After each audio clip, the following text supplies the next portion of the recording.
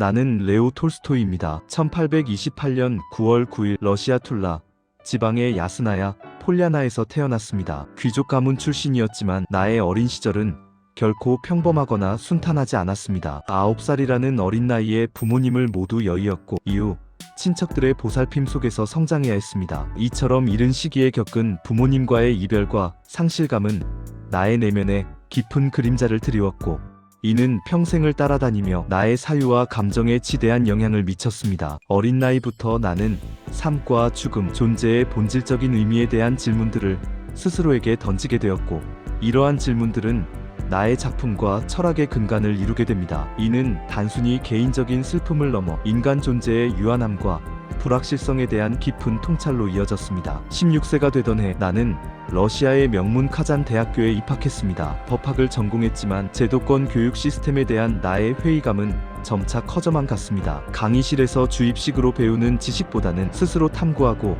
깨우치는 진정한 학문의 깊이를 갈구했습니다. 형식적이고 관습적인 교육 과정 속에서 나는 답답함을 느꼈고 결국 학업을 중도에 포기하는 어려운 결정을 내렸습니다. 이 결정은 나의 인생에서 매우 중요한 전환점이었습니다. 학교라는 정해진 틀에 갇히기를 거부하고 나만의 독립적인 사유와 탐구를 통해 진리를 찾아 나서겠다는 강력한 의지를 표명하는 것이었습니다. 이는 내가 훗날 위대한 사상가이자 작가로 성장하는 데 필요한 밑거름이 되었습니다. 정해진 길을 따르기보다는 나 스스로 길을 개척하며 지식과 지혜를 탐구하는 나의 독자적인 학문적 여정이 이때부터 본격적으로 시작되었습니다. 1851년 나는 카프카스 지역에서 포병 장교로 입대했습니다. 그리고 곧이어 인류 역사상 가장 잔혹한 전쟁 중 하나로 기록될 크림 전쟁에 참전하게 됩니다. 이 전쟁은 나의 삶에 돌이킬 수 없는 영향을 미쳤습니다. 전장에서 직접 경험한 죽음과 고통, 인간성의 파괴는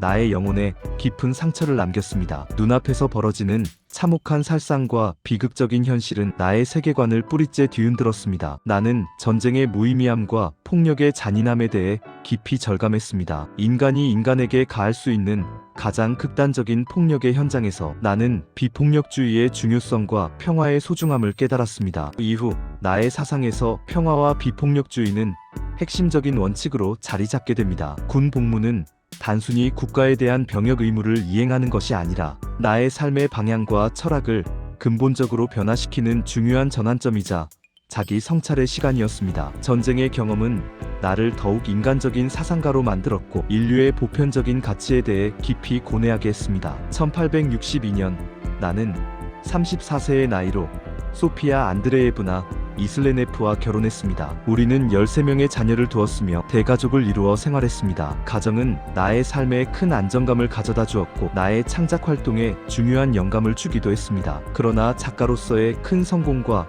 사회적 명성에도 불구하고 나의 내면에서는 끊임없는 갈등과 회의감이 지속되었습니다. 나는 늘 삶의 본질적인 의미와 인간 존재의 목적에 대해 깊은 갈증을 느꼈습니다. 물질적인 풍요와 세속적인 성공만으로는 결코 채워질 수 없는 정신적인 공허함이 나의 마음속에 자리 잡고 있었습니다. 나는 겉으로는 성공한 귀족 작가였지만 내면으로는 진정한 행복과 의미를 찾아 헤매는 구도자였습니다. 이러한 내면의 투쟁은 나의 작품 곳곳에 스며들어 인간 존재의 깊이를 탐구하는 중요한 동기가 되었습니다. 나의 결혼 생활은 행복과 고뇌가 교차하는 복잡한 여정이었으며 이는 나의 작품 세계에도 고스란히 반영되었습니다. 나는 점차 깊은 정신적 위기를 겪기 시작했습니다. 방탕했던 청년 시절의 삶을 반성하고 삶의 진정한 의미를 찾기 위해 고뇌했습니다. 이 시기에 나는 종교적, 도덕적 가르침에 깊이 심취하게 됩니다. 사람들은 이 시기를 나의 회심이라고 부릅니다. 이 회심은 나를 근본적으로 변화시켰습니다. 허무주의와 절망감에 빠져있던 나는 새로운 삶의 길을 모색했습니다. 나는 기성 종교의 형식적인 의례나 교리보다는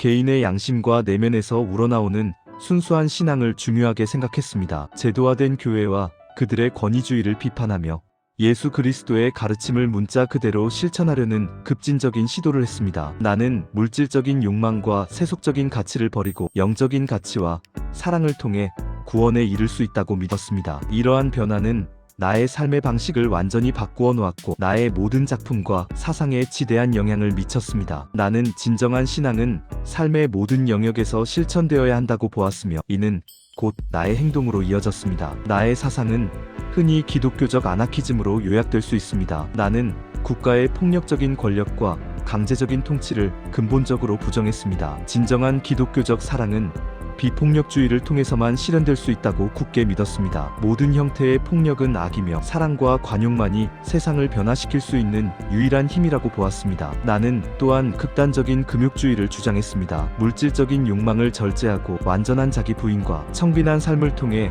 진정한 자유와 영적인 해방을 얻을 수 있다고 생각했습니다. 소박하고 겸손한 삶을 지향하며 육체적인 노동의 신성한 가치를 중요하게 여겼습니다. 나는 스스로 농부들과 함께 밭을 갈고 신발을 만들며 육체 노동의 고귀함을 실천하려 노력했습니다. 이는 귀족으로서의 특권을 버리고 민중과 함께하려는 나의 강한 의지의 표현이었습니다. 나의 금욕주의는 단순히 개인적인 수양을 넘어 사회 전체가 지향해야 할 이상적인 삶의 방식으로 제시되었습니다. 이러한 사상적 전환은 나를 당대 러시아 사회의 가장 논쟁적인 인물로 만들었습니다. 나는 민중의 소박하고 순수한 신앙에서 삶의 진정한 의미를 발견했습니다. 귀족으로서 누리던 모든 특권과 안락함을 버리고 러시아의 평범한 농민들과 함께 생활하며 그들의 삶 속에서 진정한 지혜와 행복의 본질을 얻으려 노력했습니다. 나는 물질적인 풍요보다는 정신적인 가치와 영적인 성장을 추구하는 삶을 강조했습니다. 나의 이러한 사상은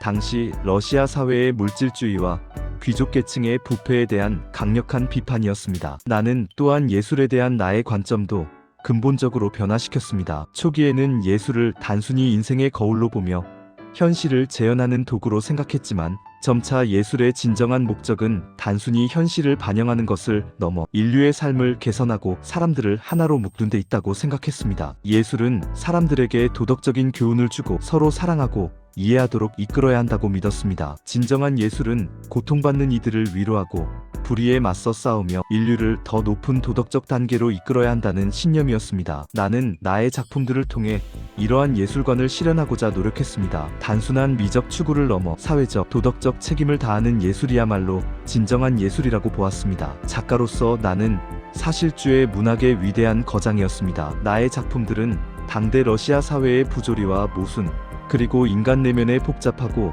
미묘한 심리를 섬세하고 정교하게 묘사하는데 탁월했습니다. 나는 인물의 의식 변화와 미묘한 감정의 흐름까지도 매우 세밀하게 표현하는 능력을 가지고 있었습니다. 예를 들어 나의 대표작 중 하나인 전쟁과 평화에서는 나폴레옹 전쟁이라는 거대한 역사적 배경 속에서 수많은 인물들의 삶과 사랑, 전쟁의 비극, 그리고 인간 존재의 의미를 광범위하고 깊이 있게 다루었습니다. 이 작품은 단순히 전쟁의 기록을 넘어 인간 심리의 심연을 탐구하고 러시아 사회 전체의 모습을 파노라마처럼 펼쳐 보였습니다. 또 다른 걸작인 안나 카레니나에서는 간통이라는 금기된 주제를 통해 당대 사회의 위선과 도덕적 관념, 그리고 사랑과 욕망 사이에서 고뇌하는 인간의 모습을 깊이 있게 그렸습니다. 이 작품은 사회적 편견과 개인의 자유 사이에서 갈등하는 한 여인의 비극적인 삶을 통해 인간 존재의 조건을 탐구했습니다. 부활에서는 죄와 속죄, 그리고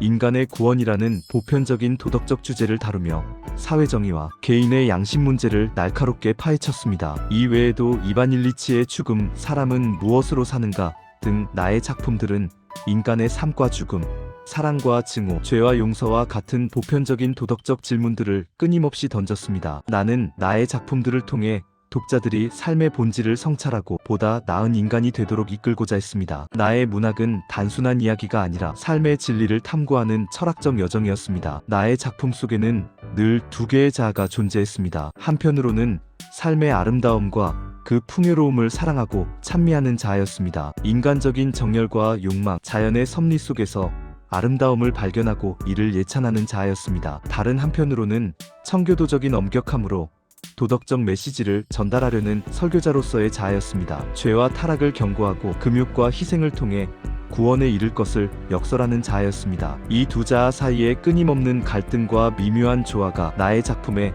독특한 깊이와 복합성을 더했습니다. 이는 나의 개인적인 내면의 투쟁을 반영하는 동시에 인간 존재 자체가 지닌 양면성을 보여주는 것이기도 했습니다. 나의 문학은 이러한 내면의 드라마를 통해 독자들에게 깊은 공감과 사유의 기회를 제공했습니다. 나의 말년은 더욱 비극적이고 고뇌에 찬 시간이었습니다. 나는 소박하고 금욕적인 삶을 추구하며 농민들과 함께 생활하려 했습니다. 그러나 이러한 나의 이상적인 삶의 방식은 가족들과의 깊은 불화와 사상적 갈등을 초래했습니다. 나의 부인 소피아는 나의 급진적인 사상을 이해하지 못했고, 가족들은 나의 재산 포기 시도에 격렬하게 반대했습니다. 나는 내면의 평화를 찾기 위해 끊임없이 노력했지만 외부와의 갈등은 더욱 심화되었습니다. 결국 82세의 고령에 나는 모든 것을 뒤로하고 집을 떠나는 비극적인 선택을 했습니다. 나는 스스로 찾고자 했던 진정한 삶의 길, 영적인 자유를 찾아 미지의 여정을 떠났습니다. 그러나 그 여정은 오래가지 못했습니다. 아스타포보역에서 나는 폐렴으로 쓰러졌고 1910년 11월 20일 이 세상과의 작별을 고했습니다. 나의 죽음은 비록 쓸쓸하고 고독했지만 나의 삶 전체는 끊임없는 자기 성찰과 내면의 변화를 통해